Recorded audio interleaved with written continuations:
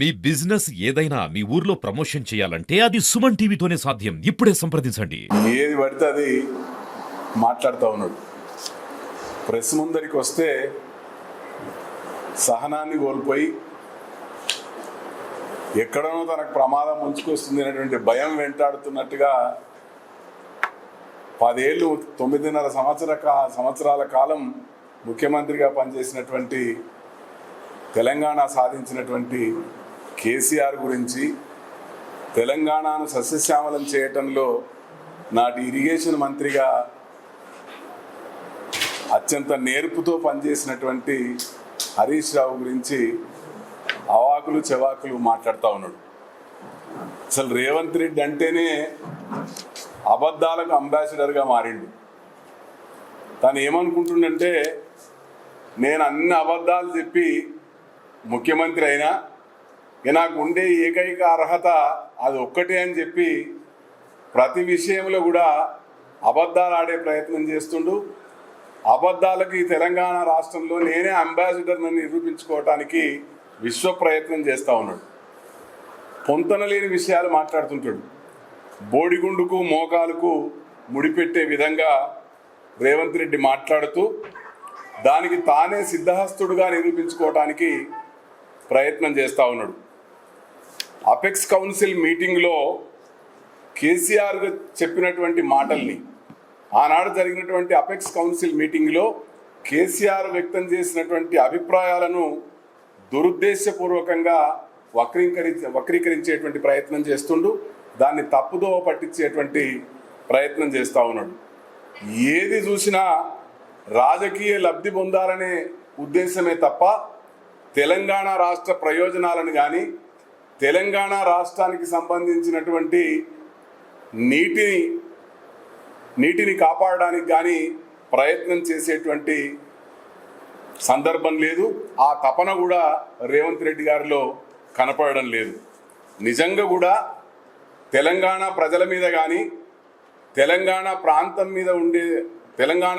మీద కానీ కేసీఆర్ గారికి ఉండేటువంటి ప్రేమ రేవంత్ రెడ్డి గారికి ఉంటుందని ఎవ్వరు కూడా భావించడం లేదు. అసలు నిజంగా తెలంగాణ ఉద్యమం ప్రారంభించిందే నీళ్లు, నిధులు, నియామకాల మీద. నీటి విషయంలో తెలంగాణకు అన్యాయం జరిగింది. ఈ తెలంగాణ ప్రాంతానికి న్యాయం జరగాలి అంటే గోదావరి, కృష్ణా జలాలలో తమకు రావాల్సినటువంటి వాటా పూర్తి స్థాయిలో లభించినప్పుడే తెలంగాణ ప్రజలకు న్యాయం జరుగుతుందని చెప్పి పోరాటం చేసి తెలంగాణ రాష్ట్రాన్ని సాధించినటువంటి వ్యక్తి కేసీఆర్ గారు. మరి కేసీఆర్ గారికి ఉండేటువంటి ప్రేమ రేవంత్ రెడ్డి గారికి ఉంటుందని ప్రజలు కూడా భావించడం లేదు. ఏదో అబద్ధాలు చెప్తే, ఏదో మాయమాటలు చెప్తే ఏం చేస్తాడో చూద్దామని చెప్పి ఒకసారి భావించింది తప్ప రేవంత్ రెడ్డి గారి మీద విశ్వాసంతో ముఖ్యమంత్రి, అసలు ఈ రోజు ఆయన ముఖ్యమంత్రి కూడా ఎవరు చూస్తున్నటువంటి సందర్భం లేదు.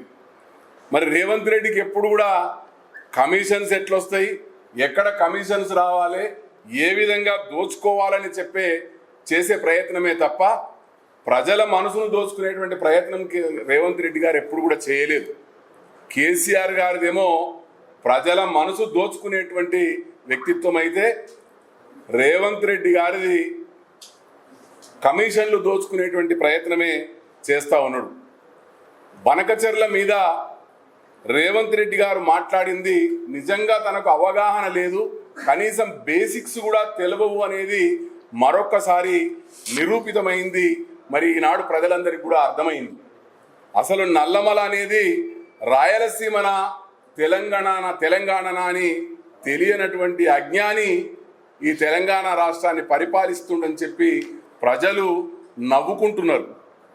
దేవాదుల గోదావరి బేసినా అని మాట్లాడినటువంటి తెలివి తక్కువ ముఖ్యమంత్రి రేవంత్ రెడ్డి గారు.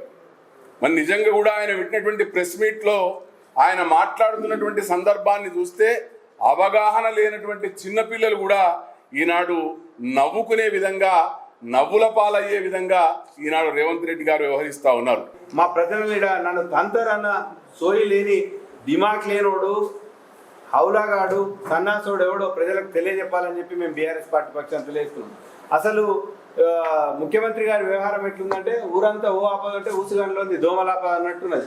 ఆయన బాధ ఏంటంటే వాళ్ళ అధిష్టానం ఎప్పుడు ఓడిపిఎం వస్తుందో తెలియదన్న ఒక కాన్ఫ్లిక్ట్లో ఒక ఫ్రస్ట్రేషన్లో ఉన్న ముఖ్యమంత్రి ఏం చేయాలో అర్థం కాక ఎంతసేపు ఏ విషయం చెప్పినా ఒక ముఖ్యమంత్రిగా అడ్మినిస్ట్రేషన్ చేసి ఒక రాష్ట్రానికి రాష్ట్ర ప్రయోజనాలకు నదీ జలాలకు ఇబ్బంది వచ్చినప్పుడు ఎక్కడ ఏం చేయాలో మీరు ముఖ్యమంత్రిగా అఖిలపక్ష సమావేశం పెట్టి ఎమ్మెల్యేలు ఎంపీలు అందరి సూచనలు సలహాలు తీసుకొని ఒక రాష్ట్రంగా ఒక యూనిట్గా వెళ్ళి అయితే ఎవరైతే ప్రశ్నిస్తుండ్రో మన రాష్ట్ర ప్రయోజనాలకు విఘాతం కలిగిస్తుండ్రో వారిని ప్రశ్నించడానికి నువ్వు రాష్ట్ర ముఖ్యమంత్రిగా మీరు చేయాల్సిన బాధ్యత చేయకుండా ఇంకోటి ఈయనకు ఏ విషయం కూడా సూటిగా అర్థం కాదు. సీత రా ఇలా కూర్చో అంటే రాముడు సీతను రా ఇలా కూర్చో అన్నట, కానీ ఈయనకు మాత్రం సీత రాయి లెక్క కూర్చో అక్కడనే అని అర్థమైపోతుంది. ప్రతి విషయంలో ఆయనకు వ్యవహారం ఉండదు, అంత వ్యంగ్యం ఉంటుందని చెప్పి ఎన్నోసార్లు హరీష్ రావు గారు చెప్పింది. అసలు బీఆర్ఎస్ పార్టీ యొక్క చిత్తశుద్ధి అంటే ఇట్లా ఎన్నికలు అయిపోయి మేము ప్రతిపక్షంలోకి రాగానే పాపం అనారోగ్యంతో కోరుకున్న వెంటనే కేసీఆర్ గారు నల్గొండలో కృష్ణా జలాల యొక్క మన హక్కులను అన్నింటినీ కూడా కేఆర్ఎంబికి ఈ సన్నాసులు అప్పచెప్తే ఇది తప్పు అని చెప్పి చలో నల్గొండ పేరిట రైతులను ఏకం చేసి మాకు ఎన్నికలు గిన్నెకలు జాంతానాయి, మా తెలంగాణ నదీ జలాలు మా హక్కులే మాకు ముఖ్యమని చెప్పి ఈ తెలంగాణ ప్రాంత ప్రయోజనాలకు ఒక రక్షణ కవచంగా నిలిచిన పార్టీ బీఆర్ఎస్ పార్టీ, అటు కేసీఆర్ గారు హరీష్ రావు గారు ఇవన్నీ విషయాలు పట్టించుకోకుండా నిన్న కూడా మాట్లాడుతుంటే ఎంత అవగాహన లేకుండా మాట్లాడతారండి. నీకు జాగ్రఫీ తెలియదు, ఇరిగేషన్ తెలియదు, అంత నీకు వ్యవహారం తెలియదు, అంత వ్యంగ్యమే. 11 గంటలకు లేస్తారు అంటాడు. మరి నీ లెక్క అర్ధరాత్రి 12 గంటలకు బైక్ మీద తిరిగి డిన్నర్ నైట్ అడ్మినిస్ట్రేషన్లు చేసే ముఖ్యమంత్రి కాదు మా కేసీఆర్ గారు. తెలంగాణ ప్రయోజనాల కోసం ఆహారం శ్రమించి అప్పుడు 14 ఏళ్ళు ఉద్యమం కావచ్చు, మొన్న 10 ఏళ్ళ ప్రభుత్వ పరిపాలన కూడా ఈ తెలంగాణ బ్రాండ్ను ఈ ప్రపంచంలో భారతదేశంలో ఒక అద్భుతమైన ప్రగతిశీల రాష్ట్రంగా నంబర్ 1గా ఉంచిన కేసీఆర్ ఎవరు ఏం కథనో తెలుసు. అదే రకంగా మాకు అప్పులు ఉడకలేవు, మమ్మల్ని చెప్పులు ఎత్తుకపోయడం లెక్క చూస్తున్నారని చెప్పి తెలంగాణ బ్రాండ్ను దిగదార్చిన అవులాగాడు, సన్నాసోడు, దిమాక్ లేనోడు, దివానాగాడు ఎవడో ప్రజలకు తెలియజెప్పాలని చెప్పి మేము బీఆర్ఎస్ పార్టీ పక్షాన్ని తెలియజేస్తున్నాం. ఇప్పుడు బనకచెర్ల విషయంలో ఇట్లా వాళ్ళు ఆంధ్రప్రదేశ్ రాష్ట్రం అక్రమంగా ఎగువ రాష్ట్రాల యొక్క హక్కులను ఉల్లంఘించి మన ప్రాజెక్టు చేపడుతుంటే ఇది తప్పు. మనము కృష్ణా రివర్ డిస్ప్యూట్ ట్రిబ్యునల్లో పేర్కొన్న విధంగా అపెక్స్ కౌన్సిల్లో వివిధ సందర్భాలలో కలిసినప్పుడు టెంపరీ అలొకేషన్ చేసుకొని అట్లా కృష్ణా రివర్ డిస్ప్యూట్ ట్రిబ్యునల్ వెంటనే అలొకేషన్ చేయాలి. కృష్ణా నదీ జలాలలో ఆంధ్రప్రదేశ్ వాటాను తెలంగాణ జలాల యొక్క వాటాను తేల్చకుండా తాత్సారం చేసిన కేంద్ర ప్రభుత్వాన్ని ప్రశ్నించే దమ్ము లేదు. నీకు బడి చెప్పిండని ఆయన అడ్డం వస్తున్నాడు, ఈయన సూట్ కేసులు మోసిండని చెప్పి ఈ గడ్డం బాబా నీకు అడ్డం వస్తుంది కాబట్టి నీకు తెలంగాణ ప్రయోజనాలు కనిపిస్తలేవు.